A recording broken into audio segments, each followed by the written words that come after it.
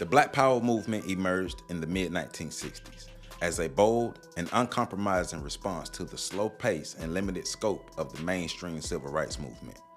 While earlier civil rights activism had focused on legal reforms, nonviolent protest, and integration, the Black Power movement represented a shift toward self-determination, cultural pride, economic empowerment, and a more militant stance against white supremacy.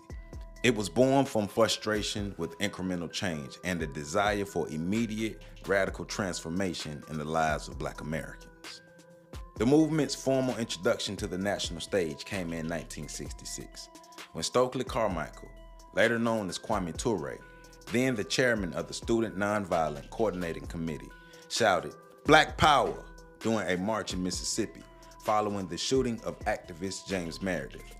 Carmichael's call resonated with thousands of young Black Americans who were disillusioned with the federal government's failure to protect Black lives and rights, despite a decade of civil rights legislation and activism.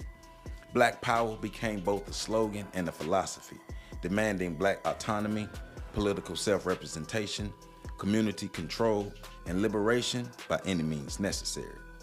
Key figures of the Black Power movement included Stokely Carmichael, who helped define the term in philosophy, Malcolm X, whose earlier critiques of integration and calls for Black self-defense laid the ideological groundwork, and organizations like the Black Panther Party for Self-Defense, co-founded by Huey P. Newton and Bobby Seale in Oakland, California in 1966.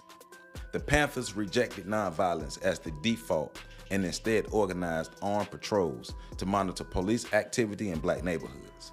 At the same time, they launched community programs, including free breakfast for children, health clinics, and educational initiatives offering tangible support to underserved Black communities. The movement also elevated Black cultural pride, being heavily influenced by thinkers like Amiri Baraka. Afros, dashikis, and raised Black fists became symbols of resistance and pride.